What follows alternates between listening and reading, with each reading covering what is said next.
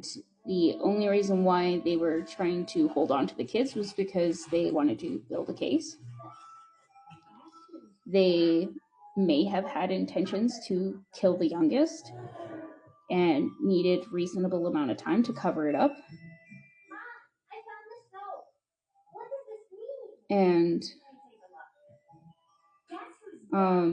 it could also be that there's a money grab thing that goes on with the child care benefit, Canada Child Care Benefit that comes in, CCB.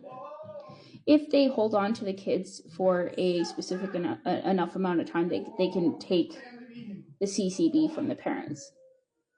And like that's quite a bit. Like they would have been taking $2,220 just for my kids, right? That's a lot. If you consider how many kids that they take every year, right? And they just like hold them as collateral until they're able to collect that CCB and then like catch and release. That's part of their business. So it could have been a catch and release. It could have been that they were trying to get the CCB. It could have been that they were trying to kill my youngest and they needed time to cover it up. They tried to make it look like natural causes.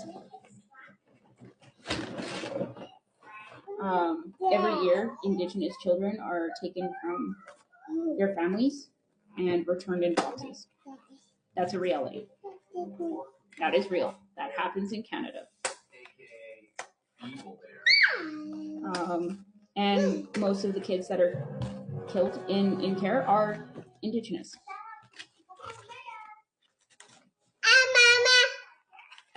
So nobody can convince me that I'm being irrational or that I'm overreacting about it, or that I'm just assuming the worst, because we are heavily overrepresented in the system. We only make up 5% of the population in Canada, and we make up also 57% of children in care. Who did this to your sister? And your brother.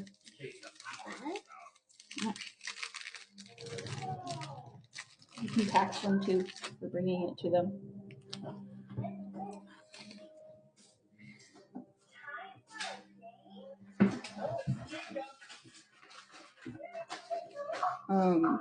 So yeah, they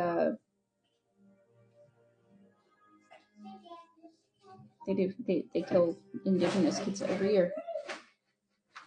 And then when something like that happens, it's reported and to the public online. You can find the information on alberta.ca. And there's a specific part of the chart which indicates whether they were in care or not in care. And basically what this indicates is whether they were on the initial custody order. That's when they were first apprehended and there wasn't a court order for temporary guardianship or permanent guardianship. Right, these are the two orders that they try to go for. And then, so if they're not in care, that means they were on initial custody order. There was no court order yet in place to keep them temporarily in the system or permanently. A majority of the deaths occur when the children are not in care. So they were just taken from their parents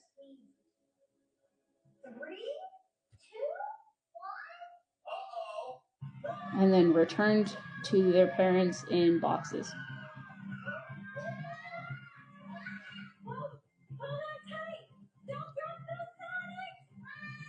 So,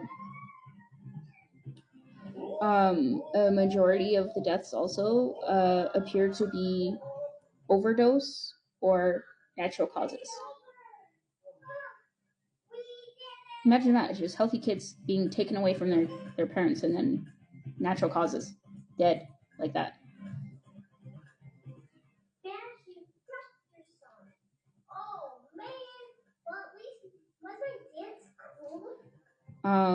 The most common form of overdose that occurs in children that are not in care, sleeping pills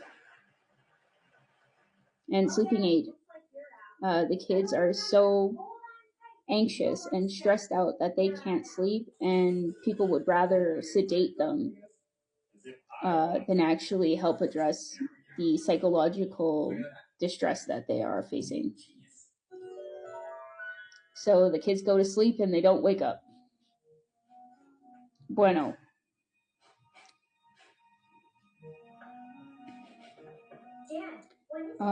My son was only 8 months old. He was still breastfeeding when they took him. He required 250 milliliters of milk per every feed, and they gave him a newborn bottle. Newborn babies can only handle between 15 and 30 milliliters of milk in their little tummies. They have slow flowing nipples so that the baby doesn't drink too much milk at once. So they were making my son work too hard for the milk. First of all, that wasn't even milk that he was accustomed to drinking because he was breastfed. They never asked me if he was breastfed or drank formula. They just gave him a newborn bottle full of formula, and so he wasn't getting enough milk. As a result of it, it caused a urinary tract infection, which then spread to his bladder and to his kidneys within less than 15 days of him being apprehended. They tried to make it look like natural causes and just negligence on behalf of the parent, me. They were going to hold me responsible for my son's death. And I knew that they were going to do it. I knew that they were going to try and kill one of my kids. And in my mind, Nigel was the one that I was most concerned for because he was the smallest. He can't talk. And it's easiest to kill a baby than a 5-year-old or a 4-year-old.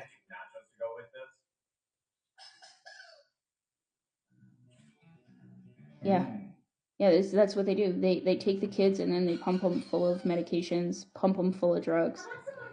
And then they also wonder why, a majority of kids coming out of the system end up being dependent on drugs and then turn to addictions. And it's because almost our whole lives, we were convinced that if you take this drug, people are going to tolerate you.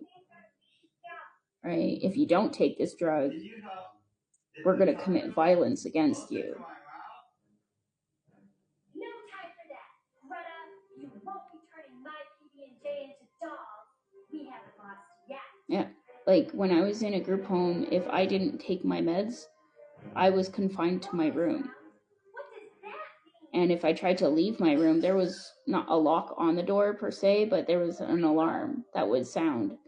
And people would be sent down the stairs to restrain me. And this would go on and on and on repeatedly until I agreed and complied and took the fucking meds. I was a child. And you want to tell me that, I wasn't forced? They're like, they didn't force you to take the meds? I'm like, yeah, they did.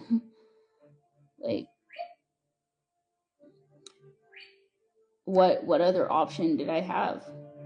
Other than, go through that repeatedly, that cycle of abuse over and over and over again, being physically violated by adults more than twice my size.